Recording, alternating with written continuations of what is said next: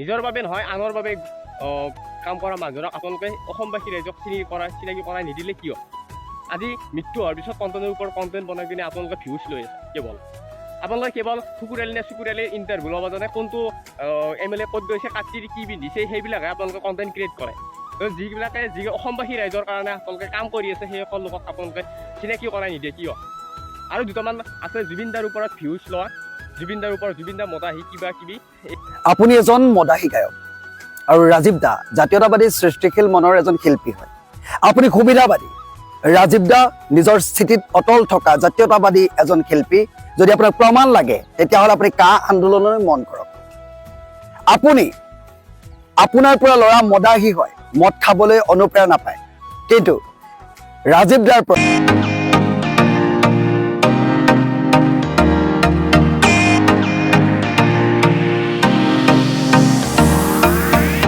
ঠিক আছে, welcome back to my YouTube channel. ঠিক আছে, আমি অনাৰ ভিডিঅ' স্বাগতম কৰিছোঁ অনাৰ ভিডিঅ'ৰ মাজলৈ। আৰু আপোনালোকে থাম্বনেইল চাই আৰু টাইটেল চাই গমেই পাইছে যে কাৰ ওপৰত ভিডিঅ' হ'বলৈ গৈ আছে, সেইকাৰণে ক্লিক কৰিছোঁ ভিডিঅ'টো। ভালদৰে শুনক, ভিডিঅ'টো শেষলৈকে চাওক, কিবা এটা মেছেজ পাব, কিবা এটা মই ক'ব বিচাৰিছোঁ এই ভিডিঅ'ৰ পৰা। তেওঁলোক ভিডিঅ'টো আৰম্ভ আৰু কি কয়। ইতিমধ্যে আপোনালোকে গমেই পায় যে ৰাজীৱ শদিয়া আমাৰ মাজত নাই, মাঘ বিহুৰ সময়তে ঢুকালে। আৰু এই মৃত্যু হোৱা মানুহজনৰ ওপৰত কেৱল ভিউজ লৈ আছে আপোনালোকে কিয় আপোনালোকে কণ্টেণ্ট ক্ৰিয়েট কৰি আছে এই মৃত্যু হোৱা মানুহজনৰ ওপৰত?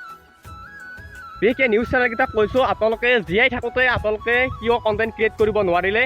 ৰাজীৱ শদিয়াই কি কৰিছিল, কি কাম কৰিছিল, আপোনালোকে কিয় অসমবাসী ৰাইজক চিনাকি কৰাই নিদিলে?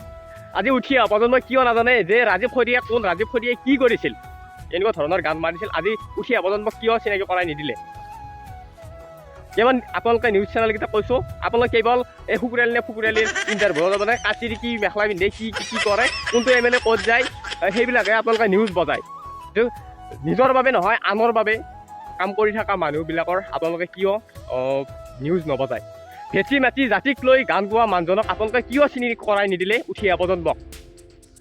যি গানৰ সুৰত প্ৰতিটো শব্দৰ কিবা এটা অৰ্থ লুকাই আছে, অৰ্থ পোৱা গৈছিল সেই মানুহজনক কিয় আজি উঠি আজি অসমবাসী ৰাইজে কিয় চিনি নাপালে সেইজন মানুহক? আজি মৃত্যু হোৱাৰ পিছত আপোনালোকে কণ্টেণ্টৰ ওপৰত কণ্টেণ্ট ক্ৰিয়েট কৰিছে, ভিউজৰ ওপৰত ভিউজ লৈ আছে কিয়? যিবিলাক মানুহে কাম কৰি আছে না, নিজৰ বাবে নহয় আনৰ বাবে কাম কৰিছে, সেইসকল লোককে আপোনালোকে দোষক, সেইসকল লোকক ইণ্টাৰভিউ লওক। ৰাজীৱ সিমান ছ'চিয়েল মিডিয়াত এক্টিভিটি নাছিল, সেইকাৰণে আপোনালোকে চিনি নাপালে। যদি নিউজ মিডিয়াই এইটো কাম কৰিলেহেঁতেন আজি উঠি অহা প্ৰজন্মই সকলোৱে চিনি পালেহেঁতেন। আৰু জুবিন দাও ক'লেহেঁতেন যে ৰাজীৱ শদিয়াক চিনি পাওঁ বুলি ক'লেহেঁতেন। আজি যিবিলাক এতিয়া আইনী বৰুৱা ব্লগ বনাই কিবা বনাই সকলোৱে ইণ্টাৰভিউ লয়, আকৌ নিউজ চেনেল বা ইউটিউবাৰসকলক আমি ভিডিঅ'ত দেখা পাওঁ। সেইসকল লোকৰ এক্টিভিটি সেইকাৰণে উঠি অহা প্ৰজন্মই চিনি পায়, বা জুবিন গাৰ্গ বুলি ক'লে বা উৎপল দাস বুলি ক'লে সকলোৱে চিনি পায়। কিয় চিনি পায়? ছ'চিয়েল মিডিয়াত পুৰো এক্টিভিটি থাকে। এই ৰাজীৱ শদিয়াৰ এক্টিভিটি ছ'চিয়েল মিডিয়াত এক্টিভিটি নাই কাৰণে আপোনালোকে বা অসমবাসী ৰাইজে চিনি নাপালে। আজি জুবিনদাৰ লৈ এজন ইউটিউবাৰ নহয় ফেচবুকাৰ এজনে জুবিনদাক বেয়াকৈ কৈছে। সেইকাৰণে অকণমান আপোনালোকৰ স্ক্ৰীণত আহিছে, স্ক্ৰীণত চাওক যে জুবিনদাক এনেকুৱাকৈ বেয়াকৈ কৈছে।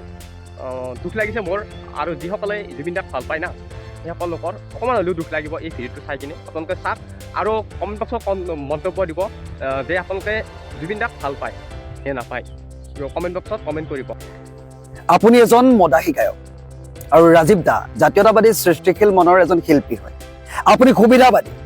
ৰাজীৱ দা নিজৰ স্থিতিত অটল থকা জাতীয়তাবাদী এজন শিল্পী। যদি আপোনাক প্ৰমাণ লাগে তেতিয়াহ'লে আপুনি কা আন্দোলনলৈ মন কৰক। আপুনি আপোনাৰ পৰা ল'ৰা মদাহী হয়, মদ খাবলৈ অনুপ্ৰেৰণা পায়, কিন্তু ৰাজীৱ দাৰ পৰা জাতীয়তাবাদৰ ভাৱ জাগ্ৰত হয় নৱপ্ৰজন্মৰ মাজত। আৰু বহু কথা আছে, তাৰ আগতে মই কৈ ল'ব বিচাৰিছোঁ, যিসকলে অন্ধভক্তৰ দৰে জেজি লিখি ঘূৰি ফুৰিছে গোটেই ছ'চিয়েল মিডিয়াত, সেইসকল যাতে এই ভিডিঅ'টো জঁপিয়াই নপৰে। ইয়াৰ আগতো মই ভিডিঅ' বনাওঁতে কৈছোঁ, আপোনাৰ দৰে তেখেতে কাৰোবাৰ পৰা ৰেঞ্চ ৰভাৰ গ্ৰিফ্টত পোৱা নাছিল, সেইকাৰণে হয়তো আপুনি ক'ৰবাত নহয় ক'ৰবাত সেইজন ৰাজীৱ শদিয়াক চিনি পোৱা নাই বৰ্তমান সময়লৈকে। আপুনি তেখেতৰ গীত গায়, কেৱল মাত্ৰ সেই পেমেণ্টটো পোৱালৈকে ৰখি থাকে, তাৰ পাছতো আপুনি কাকো চিনি নাপায়। ৰাজীৱ শদিয়াক আপুনি চিনি নাপাব। শদিয়াৰ টুপচিঙা গাঁৱৰ এখন ভিতৰুৱা গাঁৱৰ পৰা অহা ল'ৰা, ধান বিকি গান গাই সৃষ্টিশীল মনৰ এজন শিল্পী হয়। আপোনাতকৈ ৰাজীৱ দা বহুতে পৃথক।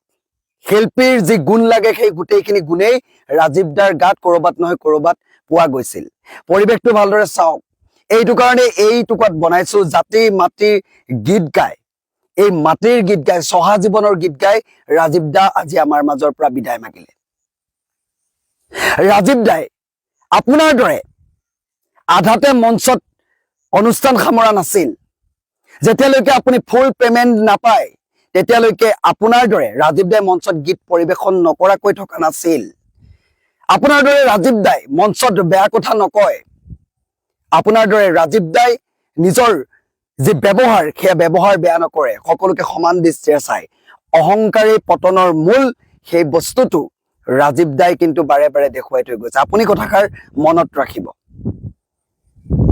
আবেগ চবৰে আছে, কেৱল মাত্ৰ যিটো লিখি দিলে বুলিয়ে টাইটেলৰ বেক চাইডে সেইজনেই জুবিনৰ অনুৰাগী নহয়। কালিৰ পৰা বস্তুখিনি পৰ্যবেক্ষণ কৰিলো, চালো, সামাজিক মাধ্যমত বহু মন্তব্য দেখা পালো। কালিৰ দিনটোত অসমৰ জনপ্ৰিয় যিজনক সকলোৱে হাৰ্থব বুলি কয়, যিজনক আমি আমাৰ আপোন বুলি কওঁ, যিজনক লৈ আমি সপোন দেখো, যিজনক আমি বাৰে বাৰে বিশ্বাস কৰো কিন্তু বাৰে বাৰে বিশ্বাসঘাতকতাৰ সন্মুখীন হওঁ, সেইজন হৈছে জুবিন গাৰ্গ ডাঙৰীয়া। তেখেতে কালি এটা মন্তব্য কৰিলে, ৰাজীৱ দা বিয়োগৰ পাছত সকলো এতিয়া ম্ৰিয়মান। জাতীয়তাবাদী শিল্পী, নিজৰ জাতি মাতৃৰ গীত গাই সকলোৰে মাজত আপোন হৈ পৰা শিল্পীজন আমাৰ মাজৰ পৰা গুচি গ'ল। সেইজন শিল্পীৰ মৃত্যুৰ পাছত সাংবাদিকে এটা মন্তব্য সুধিছিল যে ৰাজীৱ জাতি মাতৃৰ কথা কৈ গান গাই আমাৰ মাজৰ পৰা বিদায় মগা ৰাজীৱ দাৰ বিষয়ে দুআষাৰ ক'ব নেকি। ৰাজীৱ দাৰ কথা সোধোতেই এজন শিল্পী, আপুনি সন্মান কৰিব নাজানে সেইটোতো চবেই জানে, কিন্তু আপুনি সন্মান দিবতো আপুনি শিকিব লাগে। এইজন শিল্পীয়ে শিল্পীক কেনেকৈ সন্মান দিব লাগে, সেই সন্মানকণ অন্তত ইমান বছৰে আপুনি 16,000 18,000 গীত গাইছো বুলি কয়, এই সামান্য কথাখন জানিব লাগিছিল। ৰাজীৱ শদিয়াক আপোনাৰ দৰে ডাঙৰ ডাঙৰ পোষ্টাৰ বেনাৰ লগাই অনুষ্ঠান নকৰিব পাৰে, কিন্তু ৰাজীৱ শদিয়া কিন্তু প্ৰতিজন ব্যক্তিৰ হৃদয়ত আছিল। তেখেতৰ গীতে সকলোকে জীপাল কৰিছিল। আপোনাৰ গোটেই গীতে জীপাল নাই কৰা বুলি মই ক'বলৈ যোৱা নাই, কিন্তু আপুনি অহংকাৰী যে বহুত বেছি হৈ গৈ আছে সেই কথাটো মনত ৰাখিব। আমি বাৰে বাৰে কৈ থাকো শিল্পীক জীৱিত অৱস্থাতে সন্মান দিয়ক, জীৱিত অৱস্থাতে সন্মান দিয়ক। ৰাজীৱ শদিয়াই কি পালে? আপুনিতো পোৱাতকৈ বহুত বেছি পাইছে। জুবিন গাৰ্গে পোৱাতকৈ বহুত বেছি পাইছে। জুবিন দা ইয়াত আছে, যি লিখি প্ৰমাণ কৰাৰ কোনো দৰকাৰ নাই, কিন্তু ভুলটো ক'বই লাগিব। যদি মই আপোনাক আপোন বুলি ভাবিছো, আপুনি যদি ভুল কৰিছে বাৰে বাৰে, আপুনি যদি বেলেগ এটা লাইনলৈ কথাখিনি লৈ গৈ থাকে তেতিয়াহ'লে অলপ দুখ পোৱা যায়, কাৰণ আপোনাক আমি ভাল পাওঁ। আপোনাক মই কোনো এনেকুৱা ধৰণৰ সমালোচনা কৰি ভিডিঅ'টো বনোৱা নাই, কিন্তু আপুনি শুধৰণি হোৱাৰ প্ৰয়োজন। আপুনি বহুত দিনতে শুধৰণি হ'ব লাগিছিলে। আপুনি বহুত সৰু ল'ৰাৰ দৰে ব্যৱহাৰ কৰে, সৰু ল'ৰাৰ দৰে কিছুমান কাণ্ড কাৰখানা কৰি থাকে। আপুনি অসমীয়া জনজীৱনৰ সাহ, কিন্তু আপুনি সেই বস্তুটো কি কৰিছে আজিৰ দিনত সামান্য বতলা মন্তব্য কৰিছে। বহুতে কৈছে সাংবাদিকে এইটো কুৱেশ্যন কৰিব নালাগিছিলে, কিয় নকৰিব?